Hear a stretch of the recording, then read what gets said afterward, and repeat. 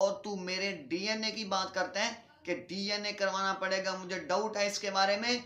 तू मेरे डीएनए को छोड़, तेरे डीएनए की रिपोर्ट मैं साथ लेके आया हूं। जनाब मेरी हार अल्लामा यूसुफ रिजवी साहब की हार है, मेरी जीत उनकी जीत है। अगर तुमने बात करनी है तो मेरे साथ करनी है, अगर तुमने अपनी सनद को वाजिया करना है तो मेरे सामने कर। तू क्या समझता है कि सुल्तान राय की तरह बढ़ के मारने से तेरा हक वाजिया हो जाएगा? क्या बाजारी जुबान इस्तेमाल करने की वजह से तुम सनद को सही साबित कर पाओगे? क्या एक आलिम की पर्सनैलिटी को उछालने से मद्दे मुकाबल पर रोब बैठ जाएगा? ये तुम्हारी नाजरी, हम अहले सुन्नत व जमात का ये मुत्तफक मौक़िफ़ है कि हज़रत इमाम आली मकाम हज़रत इमाम हुसैन रज़ी अल्लाह अन्हु ने यजीद की बैत नहीं की थी, मगर ये फजल अहमद चिश्ती अलमारूफ यजीदी और उसके चमचे जो अहले सुन्नत के मौक़िफ़ के मुखालिफ बयानबाजी कर रहे हैं। इसी तरह शहजादुल हसन यजीदी, उसने एक तकरीर में अल्लामा मोहम्मद यूसुफ रिजवी के ख़िलाफ़ बेहुदा ज़ुबान इस्तेमाल की थी। मैंने उससे तंबीह किया था, ये बाजारी ज़ुबान इस्तेमाल करना एक आलिम का काम नहीं। इल्म के मैदान में दलील की ज़रूरत होती है।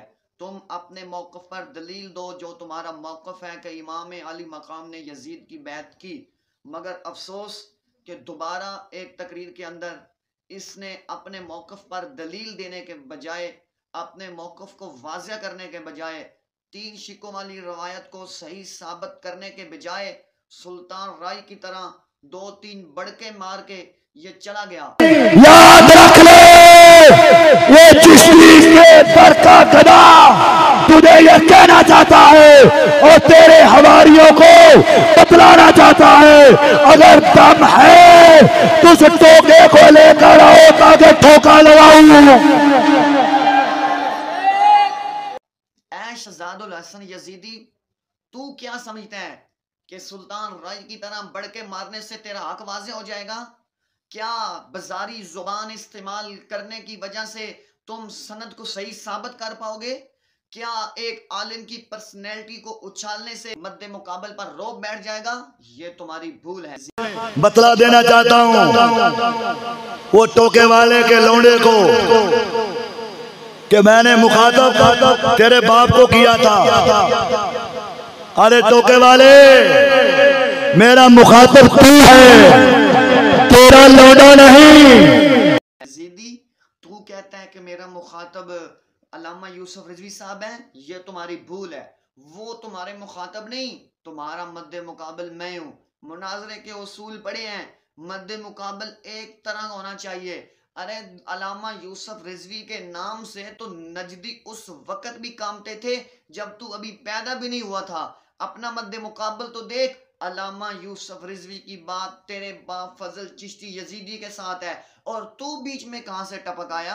अल्लामा यूसुफ रिजवी का तेरे साथ बात करना ये उनकी तौहीन है। तुम बात की बात करते हो, वो तो तेरे मुंह पर थूकना भी नहीं चाहते। हिम्मत है तो तुम मेरे साथ बात करो। तो ये तो फिल्मी सीन अगर तुमने दिखाने हैं, किसी सिनेमा में जाके दिखाओ। सुन्नत स्टेज पर बैठकर तुम फिल्मी सीन दिखाते हो, क्या इससे तुम्हारा इल्मी रो वाज़े हो जाएगा? और सुन, अल्लामा यूसुफ रिजवी साहब तेरे साथ बात करें ये तेरी भूल है। मैं पहले भी कई बार कह चुका हूं। तेरा साथी था शब्बीर मुआविया, उसको भी मैं कह चुका हूं।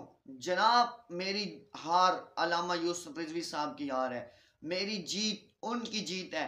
अगर तुमने बात करनी है तो मेरे साथ करनी है, अगर तुमने अपनी सनद को वाजिया करना है तो मेरे सामने करना है। तेरे लौंडे का नहीं पता क्योंकि उसकी मुझे तसल्ली नहीं,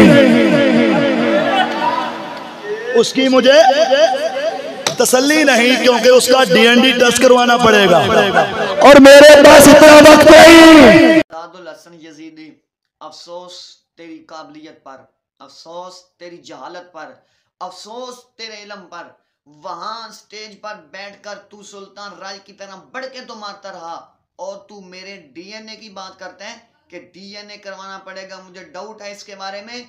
तू मेरे डीएनए को छोड़, तेरे डीएनए की रिपोर्ट मैं साथ लेके आया हूं। मैं तो तेरे डीएनए की रिपोर्ट करवा के लेके आया हूं। तुम इतने जाहिल हो, हजरत इमाम हुसैन रज़ी अल्लाह अन्हु को इख्तियार इज्तिहादी पर कह चुके, तुम इतने जाहिल हो। हजरत इमाम हुसैन रदी अल्लाह अन्हु की बैत को तुमने साबित किया, इकरार बैत का इल्जाम इमाम अली मकाम पर लगाया। तुमने इमाम हुसैन के हक को नहीं पहचाना। यजीद की वकालत तो तुमने की, मगर इमाम अली मकाम के हक को तुमने नहीं पहचाना। और ये तुम्हारी बुरी सिफ्त। और सुन अपना डीएनए टेस्ट, ये हदीस मुबारक है, हजरत अली रदी अल्लाह अन्हु से रवायत है। आप फरमाते हैं मैंने नबी करीम अलैहिस्सलाम से सुना। और इस हदीस को इमाम बैकी ने अपनी किताब शोबुल ईमान जिल्द 3 हदीस नंबर 1500 में कोड किया है। और इस हदीस को मीज़ानुल इत्तिदाल जिल्द नंबर 1 सफ़ा 148 में लिखा है। ये सामने स्क्रीन पे उस हदीस को पढ़ लो। हजरत अली फरमाते हैं मैंने आका करीम से सुना है, नबी पाक अलैहिस्सलाम ने फरमाया जो मेरी अहले बैत के हक को नहीं पहचानता, 3 अलामतों में उसमें एक अलामत होती है। वो कौन सी है? या तो इम्मा मुनाफिकुन, या वो मुनाफिक होगा, इम्मा लिज़ानिया, या वो जानिया की औलाद होगा, इम्मा हमालत हु उम्मु अला गैर तोरिन, या वो हैज की पैदावार होगा। और ये तुम मेरे डीएनए की क्या रिपोर्ट करोगे? तेरा तो डीएनए सामने आ चुका है, जरा इसको पढ़ो तो सही। और तुम खुद को कादरी रिजवी किस मुंह से कहते हो? तुम अपने नाम के साथ जो कादरी रिजवी का लोगो लगाते हो, उस लोगो में गैरत डालने के लिए एक हवाला दे रहा हूं, सैकड़ों हवाले हैं। तुझ में गैरत रिजवियत के लोगों में गैरत डालने के लिए ये मैं एक हवाला दे रहा हूँ। फतावा रिजविया जिल्द नंबर 29 सफ़ा नंबर 218 है। हजरत इमाम अहले सुन्नत इमाम अहमद रजा रहमतुल्लाह अलैह आप फरमाते हैं हजरत हुसैन रदी अल्लाह अन्हु को यजीद की बैत ना करने की वजह से शहीद किया गया। किस मुंह से खुद को रिजवियत कहते हो? मौकफ आला हजरत के मौकफ के मुखालिफ और खुद रिजवी। दो रंगी छोड़ यक रंग हो जा, सरासर मोम हो जा या फिर संग हो जा।